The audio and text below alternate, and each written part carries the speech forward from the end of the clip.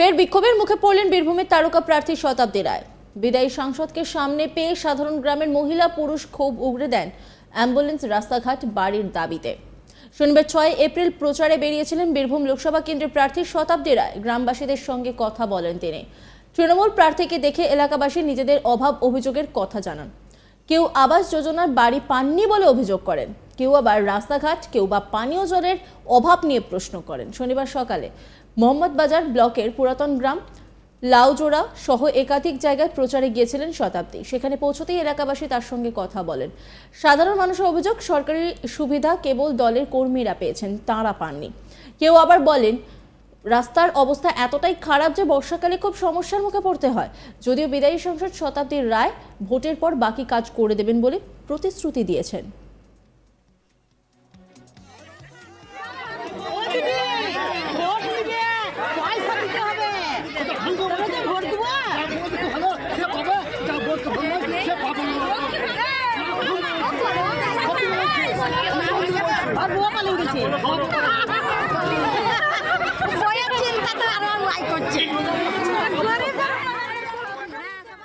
কনেজা বিবি গ্রামবাসী, তিনি কি বলছেন শোনাবো আপনাদের।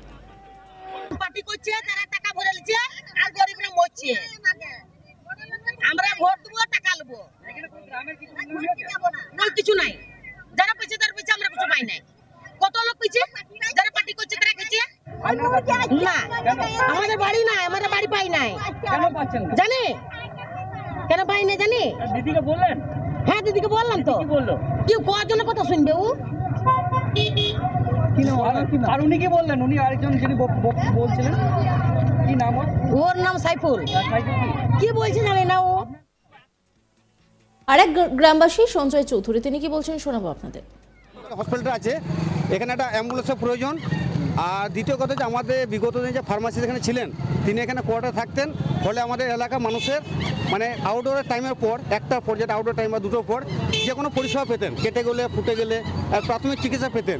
এখন বর্তমানে যে আমাদের ফার্মাসিস্ট আছেন, এনাকে আমরা কথা বলেছিলাম যে আপনি এখানে থাকুন, কোয়ার্টারে আছে, কোয়ার্টার ফাঁকা পড়ে আছে। উনি বলেন যে আমার 15 কিলোমিটার বাড়ি, তো আমার আইনত আমি এখানে থাকবো না, আমাকে 15 কিলোমিটার মধ্যে থাকতে পারবে না। তো আমরা দিদিকে একটা অনুরোধ করলাম যে একটা অন্য ফার্মাসিস্ট এখানে দেওয়া হোক, যেন আমাদের এই কোয়ার্টারে থাকে। কোয়ার্টার থাকলে এখানে এলাকার সামগ্রিক মানুষ, হ্যাঁ, এখানে যে প্রাথমিক স্বাস্থ্যকেন্দ্রে যে পরিষেবাটা ফার্স্টে যে এটা পাবে, কেন আমাদের এখান থেকে প্যাটার্নগড় দূরত্ব হচ্ছে 4 কিলোমিটার। এটা দিদিকে যে একটা আবেদন করলাম। উনি বললেন ঠিক আছে, ইলেকশনের পেরেক আমরা দেখছি, ব্যাপারটা দেখবো। বার্ধক্য ভাতা পাচ্ছে বার্ধক্য পাচ্ছে এখন, তবে সম্পূর্ণ সবাই পায়নি, তবে সরকার চেষ্টা করছে, অনেকেই পেয়েছে। 2-5 জন বাকি আছে আমাদের পেতে, সেগুলো বললাম একটু দেখবেন। রাস্তাঘাট মোটামুটি তো ভালোই হয়েছে। আর ব্রিজটা একটু অনেক টাকার ব্যাপার আছে, ব্রিজটার জন্য আমরা দিদিকে বলেছি, উনি বলেছেন ভোটে করে দেবেন। দ্বারকা ব্রিজ, এটা নিয়ে প্রচণ্ড সমস্যা, এটা নিয়ে প্রচণ্ড সমস্যা। এখানে বাস দুটো চলতো, বাস যাতায়াত করতে পারে না, এবং এখানে বর্ষার দিনে ভেঙে যায়, ভেঙে গেলে ওই পারে লোকেদের যোগাযোগ হয় না এদিকে। আপনার নাম? আমার নাম সঞ্জয় চৌধুরী। এটা পুরানো গ্রাম।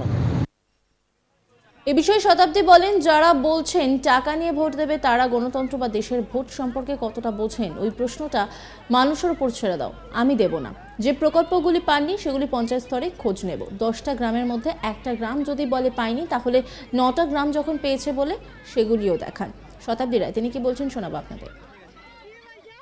পুরাতন গ্রাম, মোহাম্মদবাজার লাস্ট আছে, দেউচা আছে, এই তিনটে অঞ্চল। লাউজোর গ্রামের মানুষরা, রাউতারা গ্রামের মানুষরা বলছে যে টাকা নেবো তারপরে ভোট দেবো, এবং এখানে বলছে যে এখানে কোনো তারা সরকারি জিনিস পাচ্ছে না, মূলত তৃণমূল নেতারাই পেয়ে যাচ্ছে। তাদের মনের মধ্যে একটা ক্ষোভ রয়েছে। টাকা নেবো, ভোট দেবো, তো সেটা তোমাদের বিচার, আমি কিসে বিচার করবো? যদি কেউ ভোটার বলে আমি টাকা নেবো, ভোট দেবো, সেটার উত্তর কি আমি দেবো? তাই না, এটা তো উত্তর আমার দেওয়ার না। যে টাকা নিয়ে ভোট দেবে বলছে, সে কত বড় ভোটার এবং সে কত বড় ভারতের গণতন্ত্র বোঝে বা ভোট বোঝে, সেটা তোমাদের ওটা ওই প্রশ্নটা মানুষের উপর ছেড়ে দেয়, সেই উত্তর আমি দেবো না। আর যেগুলো ওরা বলছে যে কি স্কিম পায়নি বা কি না পেয়েছে, সেটা দেখবো পঞ্চায়েত থেকে পায়নি কেন, বা সেই স্কিমগুলো না, এটা তাদের কাজ তারা করছে। তাদেরও কতটা লিমিট অবধি রাখা উচিত সেটা ওদের বোঝা উচিত। এই হামলা কিছু গ্রামবাসীরা বলছে 5 থেকে 10 বছর পরে সাংসদকে দেখতে পাওয়া যাবে। ভালো। যারা বলছে 7 বার দেখি সেটা তোমরা কভার করো না কেন? এটা আমার কাছে মজার। যদি 10টা গ্রামে যাওয়া হয়, একটা গ্রাম যদি বলে এটা, 9টা গ্রাম দেখাও না কেন বলো তো? যে 9টা, আমি তো আমার সঙ্গে ঘুরো তোমরা যখন 10টা গ্রামের মধ্যে 9টা গ্রাম বলে আমরা সব পেয়েছি, কিছু প্রশ্ন করে না, একটাতে তোমরা প্রশ্ন রাখো, 10টা 9টা কি হয় তোমাদের সময়? তখন তোমাদের কোথায় পেটে ব্যথা হয় দেখাতে? তোমাদের চ্যানেলগুলো কি হয়, কি সিস্টেমে চলে? খালি নেগেটিভ, জীবনে নেগেটিভিটিতে ভর্তি করে ফেলছো নিজেদেরকে, সমাজকে, মানুষকে, তাই না? পজিটিভ কিছু দেখাবে না। 9টা গ্রাম তুমি আমাকে বলো, তুমি উত্তর দাও না, আমি এখন তোমার প্রশ্ন করছি। 10টা গ্রামের মধ্যে 9টা গ্রাম যখন কিছু বলে না, তোমার সাথে দেখাও না কেন? ক্যামেরাগুলো নিয়ে থাকো, একটা কে বলছি সঙ্গে সঙ্গে ক্যামেরা ঘোরাচ্ছ। ক্যামেরা আমার দেখা, 25 বছর ক্যামেরা জেনেছি, তোমাদের এডিটিং আমি জানি, তোমাদের ক্যামেরা আমি জানি, তাই না? কিন্তু সাংবাদিকতার জন্য মানবিকতাটাকে আগে রাখো, তাহলে দেখবো অনেক বেটার হবে। এই নিয়ে একটি রিপোর্ট তুলে ধরেছেন আমার কলিগ, দেখাবো আপনাদের। 2024-এর লোকসভার নির্বাচন সরগরম। একদিকে বিজেপি প্রার্থী দেবাশিস ধর, অন্যদিকে শতাব্দী রায়। দেখা গিয়েছে শতাব্দী রায়কে কিন্তু আবারও বিক্ষোভের মুখে পড়তে হলো ভোট প্রচারে গিয়ে। মোহাম্মদ বাজারে গ্রামীণ এলাকায় তিনি ভোট প্রচারের জন্য বেরিয়েছিলেন।